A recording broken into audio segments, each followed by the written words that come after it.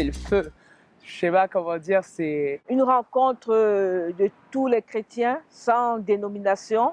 On voit le peuple de Dieu réuni. Le corps de Christ qui se lève. Toutes les églises se réunissent autour d'une seule et même personne, Jésus. Alors que les églises sont souvent divisées, on est unis là pour amener quelque chose. Et moi, j'avais jamais vu ça, étant catholique, j'avais jamais vu ça. Alors ça, c'était pour moi, c'était vraiment quelque chose de grandiose.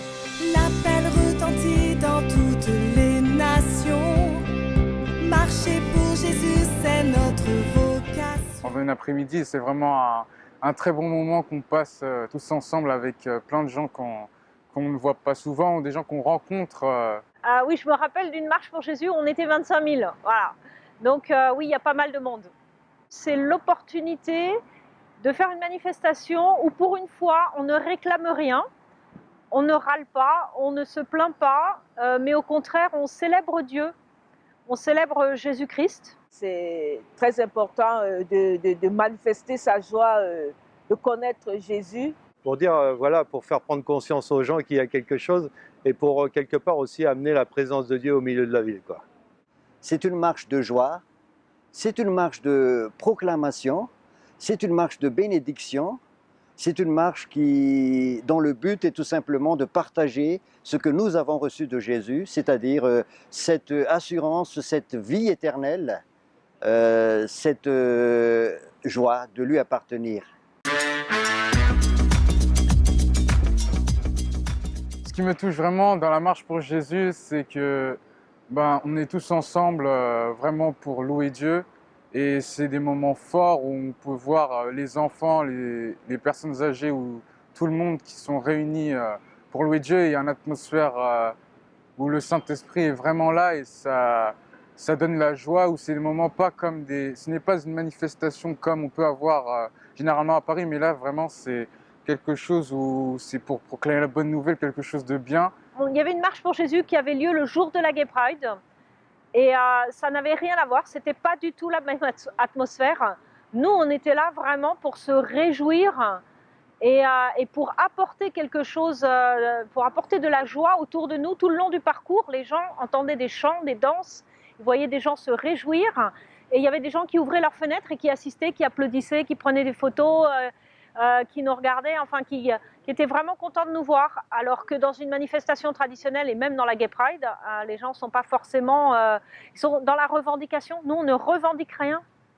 Juste de louer Dieu, de lui dire merci pour tout ce qu'il a fait, de chanter pour lui et de le partager avec toutes ces personnes qui se perdent, qui n'ont pas vraiment de sens pour leur vie et pouvoir leur montrer vraiment qu'il y a un sens et qu'il y a une personne qui les aime, malgré que tout le monde les rejette. En fait, c'est ce qui me plaît, de partager avec les gens qui ne connaissent pas Jésus, afin qu'ils puissent le connaître et être transformés. Moi, à chaque coup, j'ai fait une marche pour Jésus et Jésus m'a toujours parlé. J'ai toujours eu un rendez-vous divin à chaque coup j'y étais déjà. Et ensuite, la dernière marche que j'ai vécue, là, j'ai vraiment vécu comme un temps prophétique sur la ville.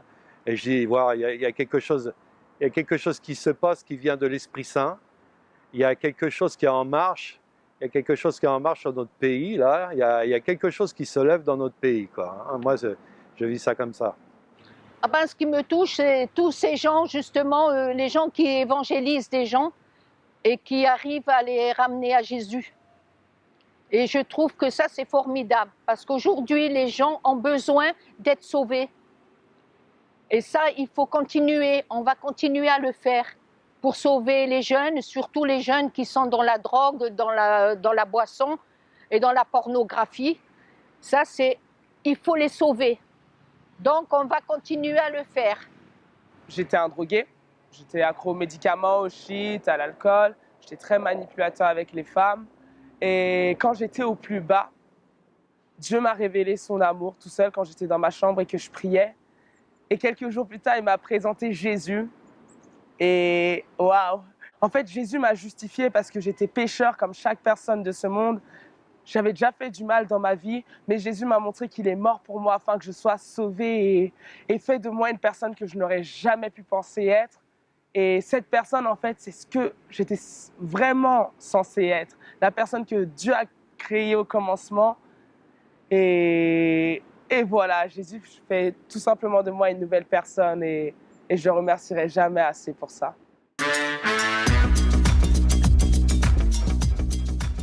En un mot, qui est Jésus, le Fils de Dieu? C'est mon papa. Le Sauveur. Dieu. Jésus est tout. C'est à la fois mon sauveur, mon frère, mon Dieu, mon meilleur ami. Il est celui qui a changé ma vie. Il est la lumière. Alors moi, c'était très spécial. J'étais agriculteur, je faisais des légumes, je les vendais sur les marchés de Paris. Et à la suite d'une séparation avec ma femme, j'avais plus la force de travailler autant.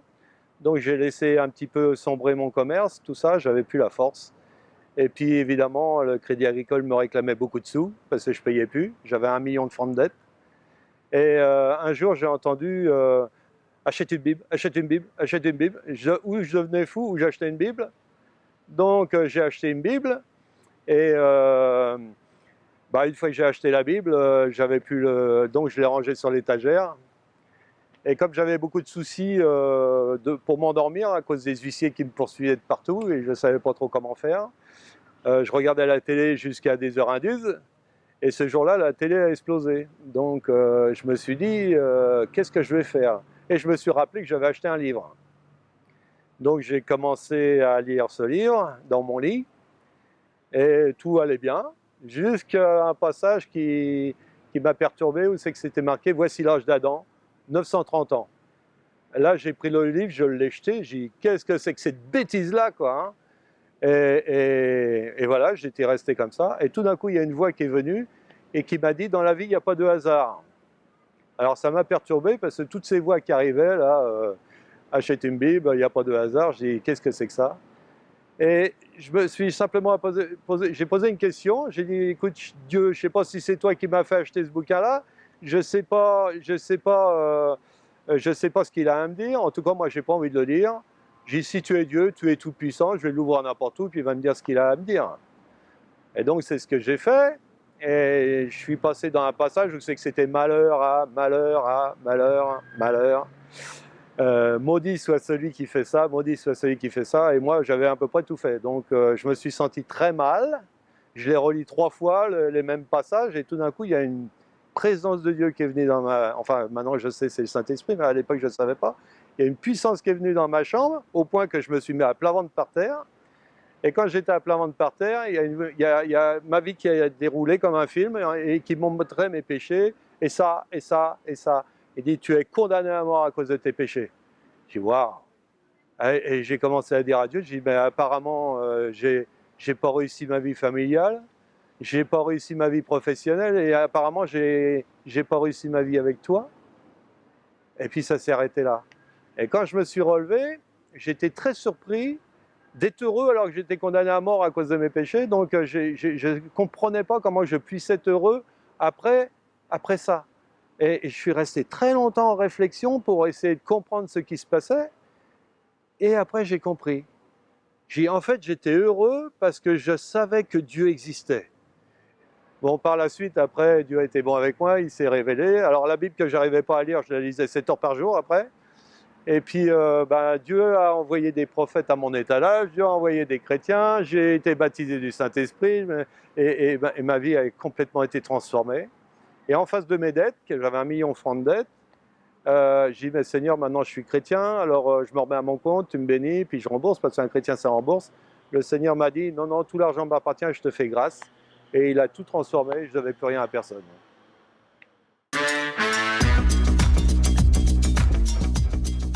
Le monde a besoin de Jésus parce que le monde est perdu.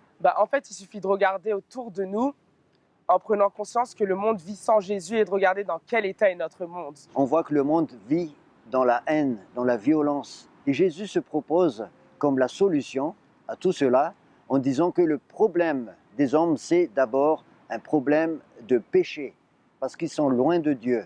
Et Jésus est venu pour mourir à la croix pour tous nos péchés. Et en venant à Jésus, il ne transforme pas le monde, mais d'abord notre cœur. Les gens vont chercher des hommes pour avoir la solution, mais on n'a pas de solution. On le voit à travers tout ce qui se passe dans le monde. Jésus, c'est la solution. Il a la paix que les gens recherchent. il a l'amour, il a l'unité que le monde recherche. C'est en Jésus-Christ qu'on peut le trouver. Je croyais que j'étais dans le vrai, j'avais plein de philosophies, j'avais plein de choses comme ça. C'est pas comme dans la chanson de Paul Marès, on ira tous au paradis. En fait, la réalité, c'est que le ciel existe et l'enfer existe. Mais quand j'ai rencontré que j'étais complètement dans les ténèbres, en fait j'étais un insensé, et le monde est insensé, et il ne le sait pas. Le monde est dans les ténèbres, et il n'y a que Jésus qui est la lumière. Les jeunes ont besoin de rencontrer Jésus. Ils ne se rendent pas compte, mais plus ils avancent dans le temps, plus ils meurent, ils sont déjà morts. Et c'est seulement avec Jésus-Christ qu'il y a la lumière. C'est la lumière qui est venue dans l'obscurité, dans les ténèbres, pour nous apporter que nous soyons des lumières. Si vous n'êtes pas sûr que Dieu n'existe pas, posez-vous la question, vous ne perdez rien. Mais si vous êtes sûr que Dieu n'existe pas, et le dernier jour, vous n'êtes pas sûr de ce que vous avez cru, vous allez tout perdre. Juste commencez, cherchez la vérité et vous allez le trouver. Toutes les personnes qui cherchent la vérité, ils trouvent Jésus. La la la la la la la la la la, toi et moi. La la la la la la.